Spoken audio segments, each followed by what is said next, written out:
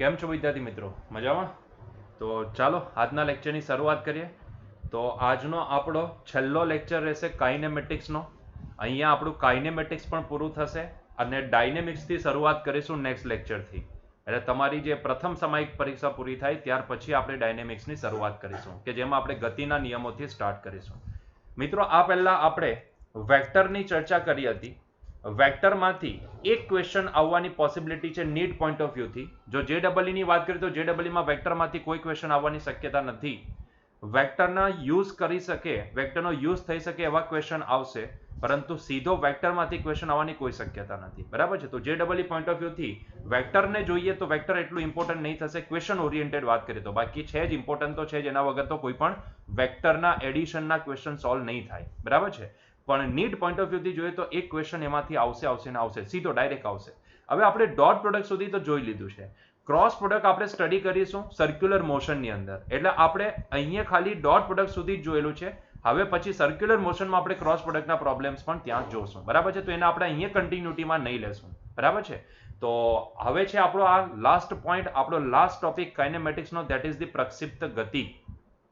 વિદ્યાર્થી મિત્રો, પ્રક્ષિપ્ત ગતિ કોને કહેવાય મારે કહેવાની જરૂર નથી, તમે એનસીઆરટીમાં ભણી જ ગયા છો.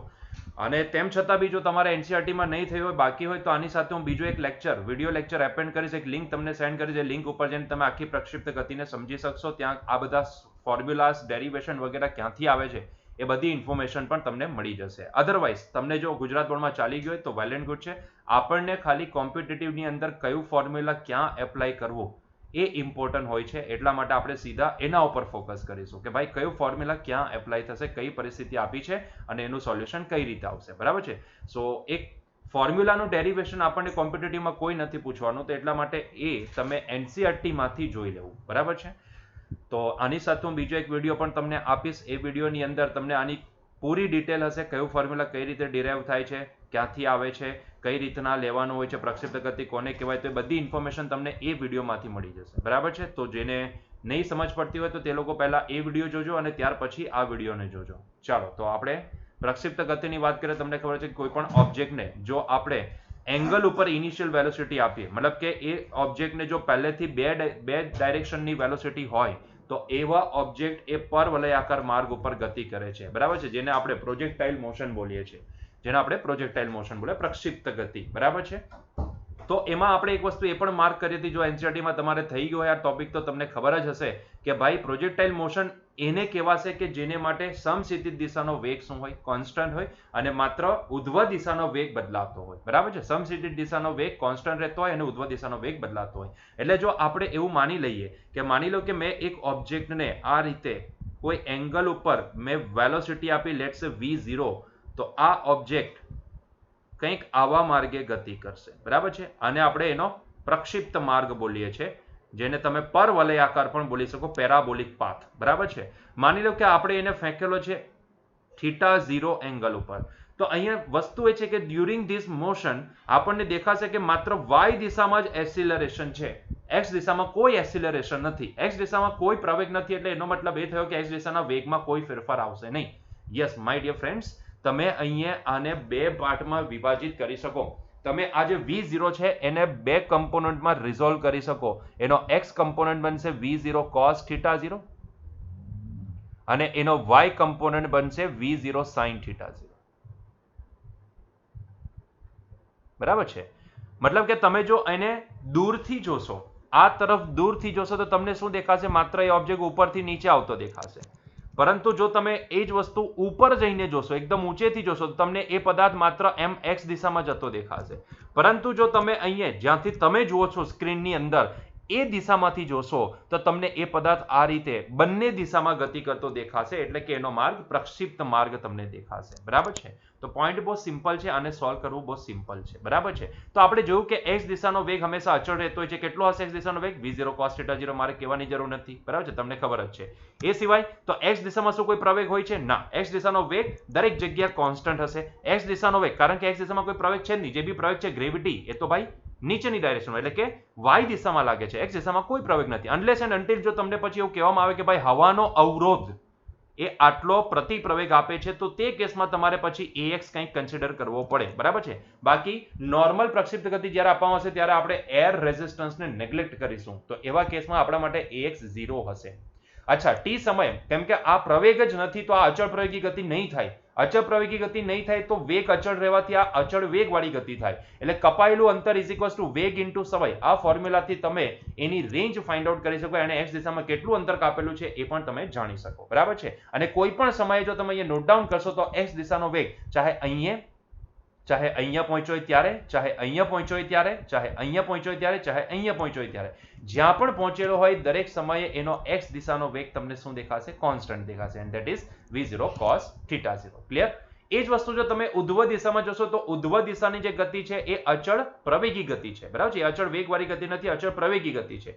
કારણ કે g છે, g ત્યાં પ્રેઝન્ટ છે, બરાબર છે. તો y દિશાનો શરૂઆતનો વેગ કેટલો છે? v0 sin θ0. પરંતુ કેમ કે y દિશામાં પ્રવેગ હોવાથી, બરાબર છે, અહીંયા તમે કોઈ પણ સ્થાને જો એનો વેગ જોવા જશો તો એ વેગ તમને નોંધાશે v0 sin θ0 minus gt. ભાઈ અચળ પ્રવેગી ગતિનું સીધું ફોર્મ્યુલા યુઝ કરેલું છે, ધેટ્સ ઇટ, બીજું કંઈ નહીં, બરાબર છે.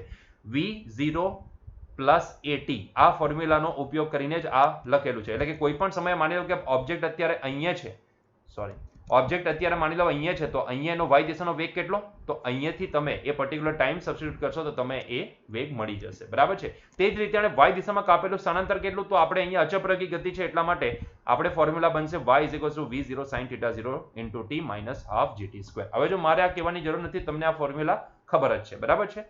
તો ત્યાર પછી તમે અમુક ફોર્મ્યુલા ડિરાઈવ પણ કરેલા હશે, જેમ કે ગતિપથનું સમીકરણ, that is tan θ0 into x minus g into x² ના છેદમાં twice v0 cos θ0 નો હોલ સ્ક્વેર. જો મેં પહેલા પણ કીધું હતું કે આ બધાના ડેરિવેશનનું આપણને કોઈ કામ નથી.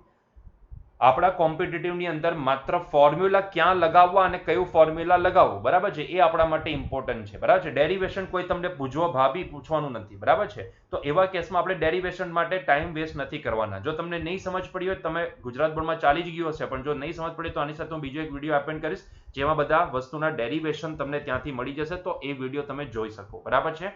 બાકી આપણને એનું કામ નથી, just you know that formula. તમને ફોર્મ્યુલા ખ્યાલ હોવો જરૂરી છે, બરાબર છે. ફોર્મ્યુલા ખ્યાલ હોય એટલું ઇમ્પોર્ટન્ટ છે, બસ, બરાબર છે. તો ગતિપથનું સમીકરણ તો આ છે. મહત્તમ પ્રાપ્ત થતી ઊંચાઈ કેટલી? તો v0² sin square θ0 divided by 2g. તે જ રીતે મહત્તમ ઊંચાઈ પ્રાપ્ત કરવા માટે લાગતો સમય કેટલો? v0 sin θ0 by g. ઉડ્ડયનનો સમય કેટલો? તો twice v0 sin θ0 divided by g.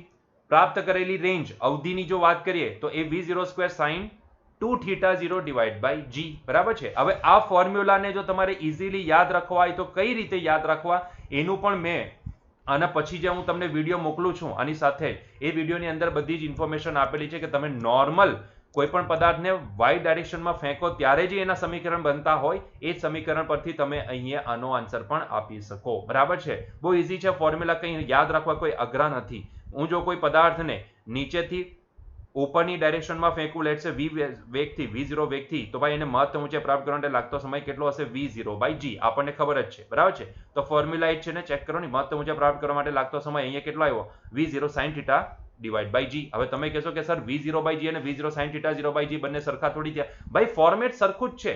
અહીંયા મેં y દિશામાં એને કેટલો વેગ આપ્યો છે? v0. પ્રક્ષિપ્ત ગતિમાં y દિશામાં એને કેટલો વેગ મળે છે? v0 sin θ0. તો ભાઈ વસ્તુ તો એ જ થઈ ને.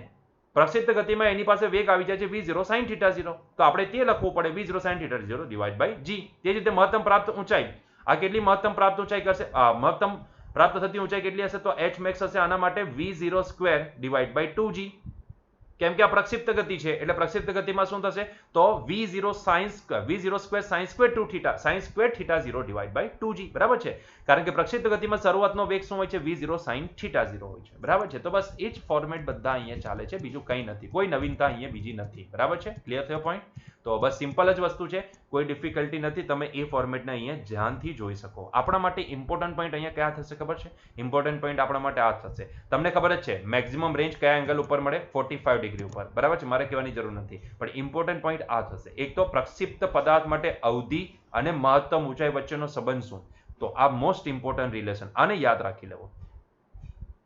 નહીં યાદ રહે તો પણ ટેન્શન નથી, આપણે એને ડિરાઈવ કરી લેશું, ડોન્ટ વરી અબાઉટ ઇટ, બરાબર છે. એક ક્વેશ્ચન છે, પૂછાઈ ગયેલો ક્વેશ્ચન છે, તો આપણે એના પરથી એનું સોલ્યુશન જો ખબર નહીં હોય, આ સૂત્ર સીધો રિલેશન નહીં ખબર હોય, તો તમે ડાયરેક્ટલી એનું ડેરિવેશન કરીને પણ આન્સર મેળવી શકો, બરાબર છે. તો પ્રક્ષિપ્ત પદાર્થ માટે અવધિ અને મહત્તમ ઊંચાઈ વચ્ચેનો સંબંધ આ હશે, બરાબર છે. તે જ રીતે જો તમને ખ્યાલ છે એનસીઆરટીમાં આ ક્વેશ્ચન આવી ગયો છે, એનસીઆરટીના સોલ્યુશનમાં એક્સરસાઇઝની અંદર, સાહેબ એક્સરસાઇઝ છે કે એક્ઝામ્પલ છે, એની અંદર આ આવી ગયું છે કે ભાઈ તમને બે એવા એંગલ મળશે કે જેના ઉપર તમને અવધિ સમાન મળશે.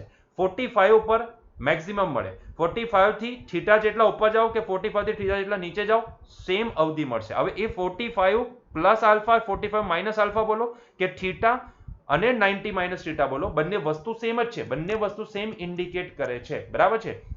તો તમને હંમેશા પ્રક્ષિપ્ત ગતિમાં બે એવા એંગલ મળશે કે જ્યાં આગળ અવધિ સમાન હોય. એટલે કે અવધિ સમાન હોય એવા કિસ્સા જ્યારે બી આવે તો ક્યાં તો તમે આનો ઉપયોગ કરો, એક એંગલને થીટા લેવો તો બીજો એંગલ 90 માઇનસ થીટા લેવો, અથવા તો એકને 45 પ્લસ આલ્ફા લેવો અને બીજાને 45 માઇનસ આલ્ફા લેવો. ચોઇસ ઇઝ યોર્સ, તમારા ઉપર છે, તમારા ઉપર છે. માની લો કે એક એંગલ આ છે અને એક એંગલ આ છે કે જેના ઉપર મને સેમ અવધિ મળે છે, બરાબર છે. અને આ થઈ ગયો ભાઈ આપણા માટે 45 ડિગ્રીની લાઈન.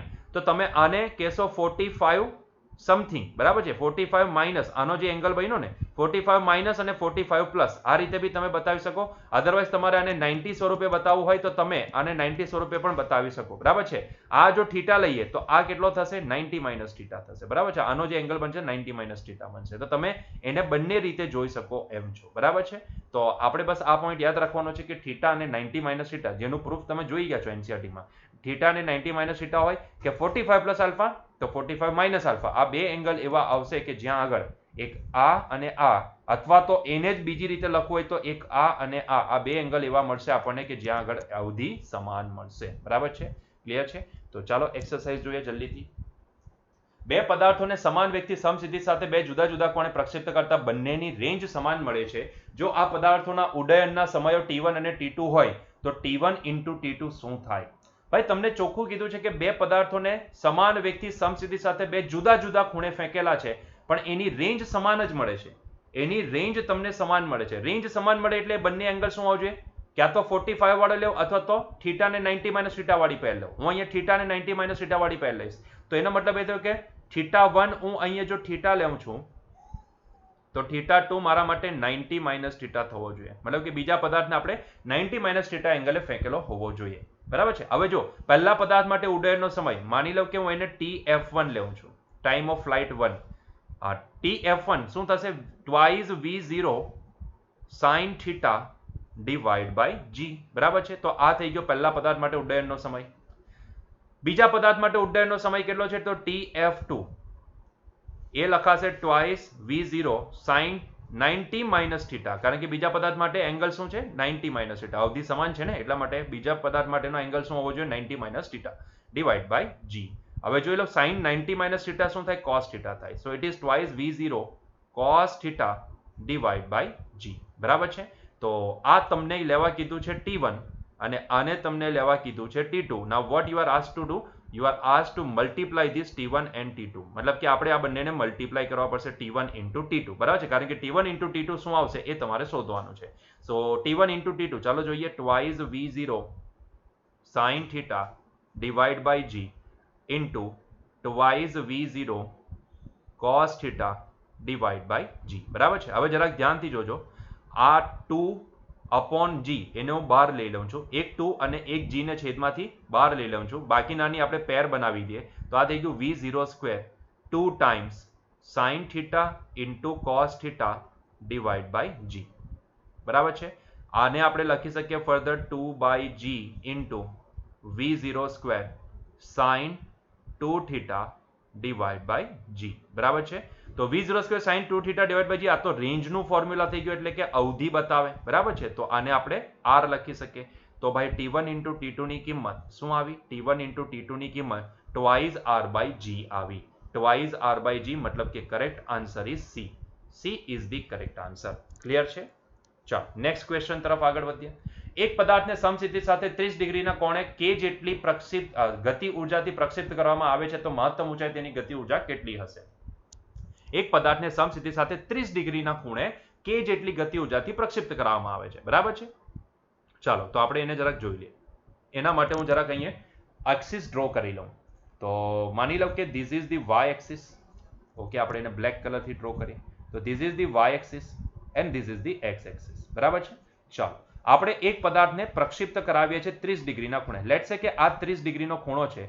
હું આ 30 ડિગ્રીના ખૂણે એને વેલોસિટી કેટલી આપું છું? તો ભાઈ v0 વેલોસિટી આપું છું. બરાબર છે. માની લો કે હું એને v0 જેટલી વેલોસિટી આપું છું.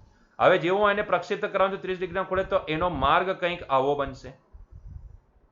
અઝ્યુમ ધેટ કે આ એનો પ્રક્ષિપ્ત માર્ગ થઈ ગયો. બરાબર છે. કેટલા ડિગ્રીના ખૂણે આપણે એને ફેંકો? 30 ડિગ્રીના ખૂણે ફેંકો. બરાબર છે. ચાલો પ્રોપર પેરાબોલા બનશે. Don't worry about it. Proper parabola બની જશે. બરાબર છે. હવે તમને કીધું છે કે એને ફેંકવામાં આવે છે ઇનિશિયલ કેટલી કાઇનેટિક એનર્જીથી? કે જેટલી. બરાબર છે. એનો શરૂઆતનો વેગ કેટલો છે? v0 છે. બરાબર છે. હવે એ જ્યારે મહત્તમ ઊંચાઈ પહોંચે ત્યારે એની ગતિ ઉર્જા કેટલી હશે? ભાઈ જ્યારે મહત્તમ ઊંચાઈ પહોંચે છે, માની લો કે એ ઓબ્જેક્ટ હવે અહીંયા પહોંચી ગયો, અહીંયા હતો, હવે અહીંયા પહોંચી ગયો. હવે આપણને ખબર છે કે જ્યારે મહત્તમ ઊંચાઈ પહોંચે ત્યારે માત્ર એની પાસે એક જ વેગ બચતો હોય છે, ધેટ ઇઝ એક્સ દિશાનો વેગ. મતલબ કે એનો એક્સ દિશાનો વેગ કેટલો હશે? હજુ પણ v0 cos 30 ડિગ્રી. બરાબર છે. v0 cos 30 degree. તો એનો એક્સ દિશાનો વેગ હશે v0 cos 30 ડિગ્રી. વાય દિશાનો વેગ કેટલો થઈ ગયો હશે? તો ભાઈ અહીંયા આપણને ખબર છે વાય દિશાનો વેગ તો 0 થઈ ગયો હશે. મહત્તમ ઊંચાઈ વાય દિશાનો વેગ 0 થઈ ગયો હશે. તો વાય દિશાનો વેગ તો 0 છે, માત્ર એક્સ દિશાનો વેગ હશે. અને જ્યારે આપણે એને નીચેથી ફેંકીએ છીએ ત્યારે એની પાસે શું એક્સ દિશાનો વેગ હશે? જી હા, એક્સ દિશાનો વેગ હશે અને સાથે વાય દિશાનો પણ વેગ હશે. એની પાસે જ્યારે નીચેથી ફેંકવામાં આવે છે ત્યારે એક્સ દિશાનો પણ વેગ છે કંઈક અને વાય દિશાનો પણ વેગ છે કંઈક. બરાબર છે. માની લો કે અહીંયા એક્સ દિશાનો વેગ છે, જેને આપણે લખી દઈએ. એક્સ દિશાનો વેગ છે અહીંયા v0 cos 30 ડિગ્રી, એનો એક્સ કમ્પોનન્ટ. બરાબર છે. અને વાય દિશાનો વેગ છે એની પાસે v0 sin 30 ડિગ્રી. બરાબર છે. ચાલો તો આપણે ઇનિશિયલ કાઇનેટિક એનર્જી, મતલબ કે જ્યારે ફેંકવામાં આવે છે ત્યારે એની પાસે કાઇનેટિક એનર્જી કેટલી છે? k બરાબર. આ k ને મારે લખવી હોય તો આ k ને હું લખું ઇનિશિયલ કાઇનેટિક એનર્જી જે k છે એ k ને મારે લખવી હોય તો kinetic energy of x velocity plus kinetic energy of y દિશાની વેલોસિટી, કારણ કે એની પાસે ઇનિશિયલી બંને દિશાની વેલોસિટી છે. બરાબર છે. તો ટોટલ કાઇનેટિક એનર્જી ઇનિશિયલ જ્યારે ફેંકવામાં છે ત્યારની જે ટોટલ કાઇનેટિક એનર્જી કોના બરાબર થશે? x દિશાની કાઇનેટિક એનર્જી પ્લસ y દિશાની કાઇનેટિક એનર્જી બરાબર. માની લો કે આ ઓબ્જેક્ટનું માસ છે m, મહત્તમ ઊંચાઈ પહોંચે ત્યારે માસ m જ રહેવાનું છે, માસમાં કોઈ ફરક નથી આવવાનો. તો ભાઈ અહીંયા x દિશાની કાઇનેટિક એનર્જી કેટલી લખાય? Half m vx square. અને vx એટલે x દિશાનો શરૂઆતનો વેગ કેટલો છે? v0 cos 30 degree. તો v0 cos 30 ડિગ્રી નો સ્ક્વેર. બરાબર છે. પ્લસ y દિશાની કેટલી લખાશે? તો હાફ m vy સ્ક્વેર, મતલબ કે v0y ઓર v0 sin 30 ડિગ્રી નો સ્ક્વેર. બરાબર છે. તો જો બંનેમાંથી છે ને half m v0 square common નીકળી જશે. Half m v0 square common નીકળી ગયા. અંદર શું આવી ગયું? cos square 30 plus sine square 30. હવે મારે કહેવાની જરૂર નથી cos square theta plus sine square theta શું થાય? 1 થાય. એટલે આ ટર્મ તો સીધી થઈ ગઈ 1. એટલે બચ્યું શું? Half m v0 square. So it is half m v0 square. બરાબર છે. So this is the initial kinetic energy. બરાબર છે. ચાલો હવે જ્યારે મહત્તમ ઊંચાઈ પહોંચે છે ત્યારે માની લો કે એની પાસે કાઇનેટિક એનર્જી થાય છે kh. કેટલી થાય છે? kh. મહત્તમ ઊંચાઈની કાઇનેટિક એનર્જી. બરાબર છે. હવે એ kh ને પણ આપણે શું લખી શકીએ? x દિશાની કાઇનેટિક એનર્જી એટલે kh of x plus y દિશાની કાઇનેટિક, મહત્તમ ઊંચાઈ y દિશાની કાઇનેટિક એનર્જી. હવે મહત્તમ ઊંચાઈ y દિશાનો વેગ તો 0 છે એટલે y દિશાની કાઇનેટિક એનર્જી તો 0 થઈ જશે. માત્ર રહેશે શું? કે hx x દિશાની કાઇનેટિક એનર્જી, કારણ કે x દિશાનો વેગ 0 નથી થયો. બરાબર છે. એટલા માટે આને હું લખીશ હવે half m v0 cos 30 degree નો સ્ક્વેર. બરાબર છે. ચાલો એને આપણે ફર્ધર લખી શકીએ. It is nothing but half m v0 square cos square 30 degree. બરાબર છે. હાફ m v0 સ્ક્વેર ભાઈ એ તો ઇનિશિયલ કાઇનેટિક એનર્જી થઈ ગઈ હે ને. તો આ હાફ m v0 સ્ક્વેર છે એને શું લખી શકું? k. So it is nothing but k cos square theta cos square 30 cos 30 કેટલા થાય? પહેલા તો મને કહો √3/2 થાય, એનો હોલ સ્ક્વેર કરી નાખો એટલે √3 નો સ્ક્વેર તો ભાઈ 3 થઈ ગયા, 3k/4. સો ભાઈ મહત્તમ ઊંચાઈ કાઇનેટિક એનર્જી કેટલી આવશે? આપણને 3k/4 આવશે. બરાબર છે. So correct answer is 3k/4. This is the correct answer. Clear? ચલો આગળ વધીએ. નેક્સ્ટ નેક્સ્ટ ક્વેશ્ચન તરફ આગળ વધીએ. એક પ્રક્ષિપ્ત ગતિ માટે y of t is equals to 12t minus 5t square અને x of t is equals to 5t છે, જ્યાં x અને y મીટરમાં તથા t સેકન્ડમાં છે, તો પ્રારંભિક વેગ કેટલો હશે? તે પ્રક્ષિપ્ત પદાર્થનો પ્રારંભિક વેગ કેટલો હશે? મતલબ કે અહીંયા એ પદાર્થના પ્રક્ષિપ્ત માર્ગનો y દિશાના સ્થાનાંતરનું સમીકરણ અને x દિશાના સ્થાનાંતરનું સમીકરણ તમને આપી દીધું છે, બરાબર છે, અને તમને પ્રારંભિક વેગ શોધવા કીધો છે. તો ભાઈ આપણને એકચ્યુઅલમાં ડિસ્પ્લેસમેન્ટ x આપેલો છે, v શોધવા કીધો છે. પ્રારંભિક પછી શોધીએ, પહેલા એટલું સમજો કે આપણને x આપેલું છે, v શોધવા કીધું છે, તો મતલબ કે આપણે અહીંયા ડિફરન્શિએશન કરવું પડશે, બરાબર છે, વિકલન લેવું પડશે. ચડતી ડાયરેક્શન x થી v શોધવો હોય તો d/dt કરવું પડે, બરાબર છે. યાદ આવ્યું કંઈ? ઠીક છે. ચાલો તો પહેલા તો y દિશાને સોલ્વ કરીએ. તો y દિશાનું સમયના ચલવાળું વિધેય શું આપેલું છે? આ એના ઉપરથી આપણે વેલોસિટીનું y દિશાની વેલોસિટીનું સમયના ચલવાળું વિધેય શું આવશે તે આપણે મેળવી લઈએ. તો ભાઈ આપણને y of t is given that is 12t minus 5t square, બરાબર છે. સો vy of t that is equals to શું થશે? dy of t divided by dt, બરાબર છે. ચાલો, સો it is equals to d by dt of 12t minus 5t square, બરાબર છે. ચાલો, વિકલન સરવાળામાં છૂટું પડે, સરવાળા બાદબાકીમાં છૂટું પડી જાય, અચળ વિકલનની બહાર આવી જાય, એટલે આ થઈ ગયું 12 d by dt of 12 d by dt of t minus અહીંયાથી 5 કોમન નીકળી ગયા, d by dt of t square, બરાબર છે. ચાલો, તો આ થઈ ગયા t નું t સાપેક્ષે વિકલન 1 થાય, એટલે આ થઈ ગયું 12 માઇનસ t સ્ક્વેર 2t થાય, બરાબર છે, એટલે 5 2 10, સો આ થઈ ગયું 10t, બરાબર છે. તો આ થઈ ગયું y દિશાનો સમયના ચલવાળું વેલોસિટીનું વિધેય. પણ આપણે એ વેલોસિટી y દિશાની ક્યારે શોધવી છે? ઇનિશિયલ મતલબ કે v0y શોધવી, મતલબ કે સમય જ્યારે 0 હોય ત્યારની y દિશાની વેલોસિટી કેટલી તે શોધવી. એટલે t ની જગ્યાએ 0 મૂકી દો, t ની જગ્યાએ 0 મૂકશો એટલે કેટલા આવી ગયા? 12 મીટર પર સેકન્ડ. મતલબ કે આ પ્રક્ષિપ્ત પદાર્થ પાસે શરૂઆતનો y દિશાનો વેગ કેટલો છે? 12 મીટર પર સેકન્ડ. ચાલો એ રીતે x દિશાનો વેગ બી મેળવી લઈએ. તો એના માટે તમને આપેલું છે x of t that is equals to 5t. સો માટે vx of t શું થશે? vx of t that is equals to d by dt of x of t. It is nothing but equal to d by dt of x of t ને આપણે લખી શકીએ 5t. 5 બહાર નીકળ્યો, t નું વિકલન t સાપેક્ષે 1 થઈ ગયું, એટલે જવાબ આવ્યો 5. મતલબ કે આ તો અચળ વિધેય આવી ગયું, આ તો અચળ વિધેય છે, બરાબર છે. તો શરૂઆતનો x દિશાનો વેગ શું? શરૂઆતનો x દિશાનો વેગ that is nothing but vx of 0 that is equals to 5.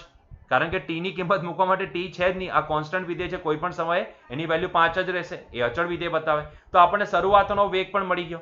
તો ભાઈ આપણને પ્રક્ષિપ્ત ગતિ કરતા પદાર્થનો શરૂઆતનો x દિશાનો વેગ ખબર છે, શરૂઆતનો y દિશાનો વેગ ખબર છે. તો શરૂઆતનો વેગ શું થાય? આ બંનેનું રિઝલ્ટન્ટ, એટલે કે અંડર રૂટમાં vox નો સ્ક્વેર પ્લસ voy નો સ્ક્વેર, બરાબર છે, બંનેનો સ્ક્વેરનું under root that is equals to આ થઈ ગયા 12 નો વર્ગ વત્તા 5 નો વર્ગ, બરાબર છે. 12 નો વર્ગ થાય ભાઈ 144, તો આ થઈ ગયું અંડર રૂટમાં 144 વત્તા 5 નો વર્ગ 25, તો આ થઈ ગયા અંડર રૂટમાં 169. અંડર રૂટમાં 169 એટલે કેટલા આવી ગયા? 13 મીટર પર સેકન્ડ. ક્લિયર? તો શરૂઆતનો વેગ કેટલો હશે એની પાસે? 13 મીટર પર સેકન્ડ. તો કરેક્ટ આન્સર ઇઝ 13 મીટર પર second. This is the correct answer, બરાબર છે. ચાલો આગળ વધીએ નેક્સ્ટ ક્વેશ્ચન તરફ. આજના માટે છેલ્લો ક્વેશ્ચન, અહીંયા આપણું કાઇનેમેટિક્સ પૂરું થશે. પ્રક્ષિપ્ત ગતિમાં પદાર્થે પ્રાપ્ત કરેલી મહત્તમ ઊંચાઈ તેની અવધિ કરતા ચોથા ભાગની હોય તો પ્રક્ષિપ્ત પદાર્થનો સમસ્થિતિ સાથેનો કોણ શું હોય? હવે અહીંયા તમને કીધું છે કે મહત્તમ ઊંચાઈ તેની અવધિ કરતા ચોથા ભાગની હોય. મહત્તમ ઊંચાઈ અને અવધિનો રિલેશન આપણે મેં તમને કીધું હતું કે આને યાદ રાખજો. મહત્તમ ઊંચાઈનો અવધિ સાથેનો રિલેશન, બરાબર છે, that is this tan theta 0 is equals to 4h/r, બરાબર છે. તમે આ રિલેશનનો ઉપયોગ કરીને બી ડાયરેક્ટલી વેલ્યુ મેળવી શકો, પણ જેને જો માની લો કે આ રિલેશન નહીં ખબર હોય તો એવા કેસમાં એ શું કરશે? તો એવા કેસમાં હવે એ ચેક કરશે, બરાબર છે, એ મતલબ કે સોલ્વ કરવાની કોશિશ કરશે. તો ભાઈ કોઈ એક પ્રક્ષિપ્ત પદાર્થ માટે મહત્તમ ઊંચાઈ h max ફોર્મ્યુલા શું આવશે? v0 square sin square theta divide by 2g, બરાબર છે. ચાલો, અને અવધિ શું હોય એના માટે? અવધિ શું હોય? અવધિનું ફોર્મ્યુલા બનશે v0 square sin 2 theta divide by g. So this is the formula of અવધિ. હવે તમને શું કીધું છે? મહત્તમ ઊંચાઈ તેની અવધિ કરતા ચોથા ભાગની છે. મહત્તમ ઊંચાઈ તેની અવધિ કરતા ચોથા ભાગની છે, મતલબ કે h is equals to r/4. અવધિ કરતા ચોથા ભાગની એટલે h is equals to r/4, મતલબ કે h max is equals to r/4. તો મૂકો ફોર્મ્યુલા h max r/4 એટલે કે v0 square sin square theta divide by 2g that is equals to આ ફોર્મ્યુલા આવશે v0 સ્ક્વેર sin 2 થીટા ને આપણે બોલી શકીએ 2 sin theta into cos theta divide by g. બરાબર છે? તો g એ g ને કેન્સલ કરી દીધા. અચ્છા, આ 4 બચી ગયા અહીંયા. તો g એ g ને કેન્સલ કરી દીધા. અહીંયાથી 2 2 4 થઈ ગયા. આ બે આની સાથે કેન્સલ થઈ ગયા. v0 square cancel. એક અહીંયાથી sin કેન્સલ. તો જરા જુઓ તો બચ્યું શું? sin theta is equals to cos theta. sin theta અને cos થીટાની વેલ્યુ કયા થીટા માટે સેમ હોય? 45 ડિગ્રી. ની સમજ પડે તો તમે શું કરશો? ની સમજ પડે તો તમે આ cos થીટા ને આ બાજુ લઈ આવશો એટલે sin થીટા ના છેદમાં cos થીટા કરશો. sin theta upon cos theta that is equals to 1. મતલબ કે આપણે આને બોલી શકીએ tan theta is equals to 1. હે ને? tan theta is equals to 1. tan theta માટે થીટાની કઈ વેલ્યુ માટે tan ની કિંમત 1 થાય? તમને ખબર જ છે that is the 45 ડિગ્રી. મતલબ કે આ 1 ને આપણે લખી શકીએ tan 45 ડિગ્રી. તો થીટા is equals to કેટલા આવી ગયા? Theta is equals to 45 degree. This is the answer. બરાબર છે? તો મિત્રો અહીંયા આપણું કાઇનેમેટિક્સ નો પોઈન્ટ પૂરો થાય છે. તો હવે જ્યારે તમારી પ્રથમ સામયિક એક્ઝામ પૂરી થાય ને ત્યાર પછી પાછા આપણા લેક્ચર શરૂ થશે તો ત્યારે આપણે ગતિના નિયમો એટલે કે ડાયનેમિક્સ થી શરૂઆત કરીશું. આનું મટીરિયલ હું જલ્દીથી સેન્ડ કરી દઈશ. બરાબર છે? તો મિત્રો wish you all the best તમારી પ્રથમ સામયિક એક્ઝામ માટે. તો મળીએ નેક્સ્ટ લેક્ચરમાં. Till that enjoy your day. By.